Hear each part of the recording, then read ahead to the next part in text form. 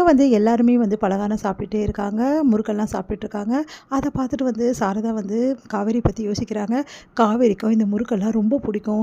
அதுவும் நான் செய்கிற பலகாரம்னா வந்து எண்ணெய் சட்டி சுற்றி சுற்றி வருவா. அப்பப்போ வந்து அம்மா இது சூப்பராக இருக்குது, அது சூப்பராக இருக்குதுன்னு சொல்லிக்கிட்டே இருப்பா. அவள் ஞாபகமாகவே இருக்குடி. அவளுக்கு முதல்ல கொஞ்சம் வச்சு எடுத்துகிட்டு போயிட்டு கொடுத்துட்டு வந்துடணும் அப்படின்னு சொல்லிட்டு இருக்காங்க. இத்தனை பேர் நம்ம இருக்கோம், இதை பற்றி அம்மாவுக்கு ஏதாவது கவலை இருக்கா?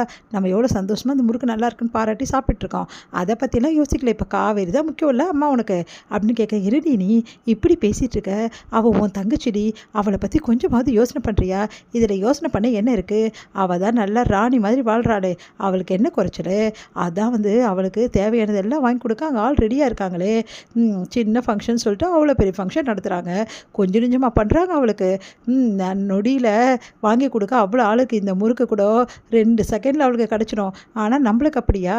நீ எல்லாம் சுட்டு கொடுத்தா தான் நம்மளுக்குலாம் முறுக்கே கிடைக்கும், என்னடி சொல்கிற அப்படின்னு சொல்லிட்டு கேட்குறாங்க. யமுனா வந்து ஆமாக்கா நீ சொல்கிறதும் கரெக்டு தான். எப்படியெல்லாம் வந்து அவளை கவனிச்சுக்கிறாங்கல்ல, அவ்வளோ பேர் இருக்காங்க அவளுக்கு. அது மட்டுமா, அவளுக்கு வாய்க்கு ருசியாக எது கேட்டாலும் உடனே சமைச்சு கொடுத்துருவாங்க.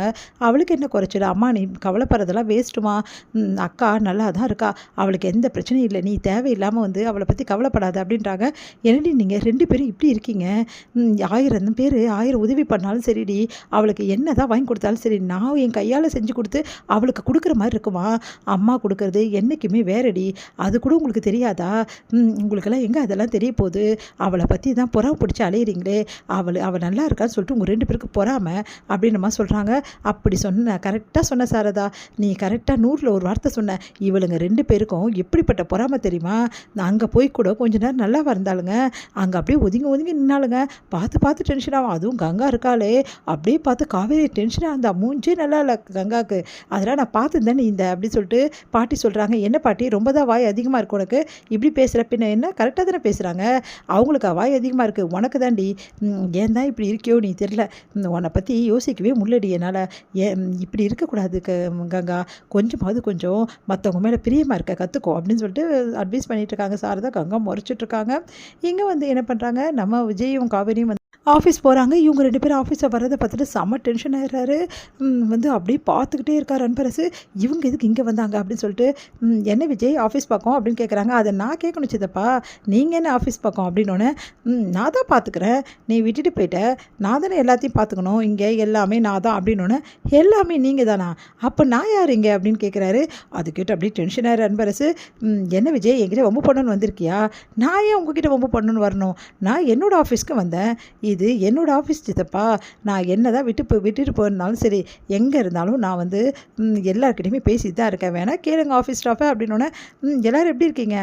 மேடம் நல்லா இருக்கீங்களான்னு சொல்லிட்டு எல்லோரும் கேட்குறாங்க. விஜயும் பார்க்குறாங்க. எல்லா ஆஃபீஸ் ஸ்டாஃப் வந்து விஜய்கிட்ட பேசுகிறாங்க, காவேரிக்கிட்டே பேசுகிறாங்க. இதெல்லாம் பார்த்து அன்பரசு செம்ம டென்ஷன் ஆகிறாரு. அப்படியே பார்த்து டென்ஷனாக பார்த்துட்டே இருக்காரு.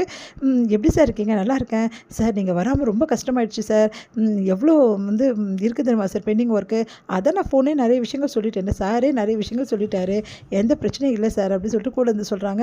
சார் இன்னும் கொஞ்சம் வந்து ஒர்க் இருக்குது சார் அப்படின்னா, அதெல்லாம் பார்க்க தான் நான் வந்திருக்கேன், எந்த பிரச்சனையும் கிடையாது. இதுக்கப்புறம் சார் நீங்கள் வராமல் இருக்க மாட்டீங்களா, இதுக்கப்புறம் வருவீங்களா சார்? நான் இங்கே தான் இருக்க போகிறேன், இதுக்கப்புறம் ஃபுல் அண்ட் ஃபுல் என்னோடய வேலை ஆஃபீஸை கவனிக்கிறது தான்.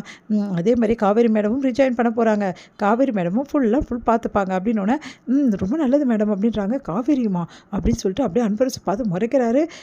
சரி இதுக்கப்புறம் எந்த பிரச்சனையாக இருந்தாலும் ஒன்றும் ப்ராப்ளம் இல்லை, எல்லாத்தையும் பார்த்துக்கலாம் அப்படின்னு சொல்லிட்டு எல்லாத்தையும் வந்து கூட கேட்டுட்ருக்காரு, எல்லாத்தையும் பார்த்துட்ருக்காரு. இவங்க 2 பேருமே வந்து இங்கே ஒர்க் பண்ணுறதை பார்த்துட்டு செம்ம டென்ஷன் ஆகி அன்பரசு வந்து செம்ம காண்டம் அப்படின்னு நிற்கிறாரு.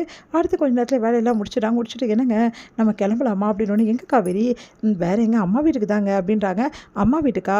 சரி காவேரி கிளம்பலாம் அப்படின்னு சொல்லிட்டு, சரி எல்லாமே பார்த்துக்குங்க நாங்கள் கிளம்புறோம் அப்படின்னு சொல்லிட்டு 2 பேருமே கிளம்புறாங்க. இதெல்லாம் பார்த்து அன்பரசு வந்தான் அவன் பாட்டுன்னு போகிறான், ரொம்ப ஓவராக தான் போயிட்டுருக்கான், இதை இப்படியே விடக்கூடாது அப்படின்னு சொல்லிட்டு டென்ஷன் ஆகுறாரு. அடுத்து வந்து காவேரி விஜய் வந்து வண்டியில் வந்து போயிட்டுருக்காங்க. விஜய் ட்ரைவ் பண்ணிட்டு வராரு. அப்போ குழந்தைகிட்ட வந்து ஃபெஸ்டிவல் பற்றி நிறைய விஷயங்கள் வந்து விஜய் பேசிட்டு வராரு. அந்த க்யூட்டாக இருக்கிறதால காவேரிக்கு சந்தோஷம் தாங்க முடியல. அப்படியே விஜய் வந்து இழுத்து வந்து அப்படியே கிஸ் பண்ணுறாங்க. ஆக்சிடென்ட் ஆக போறியே அப்படி சொல்லிட்டு என்னது ஆக்சிடென்ட் அப்படின்றாங்க. கார் இல்லடி என் மனசுடி அப்படின்னு சொல்லிட்டு அப்படியே வந்து கொஞ்சிறாரு. சிரிக்கிறாங்க நம்ம காவேரி.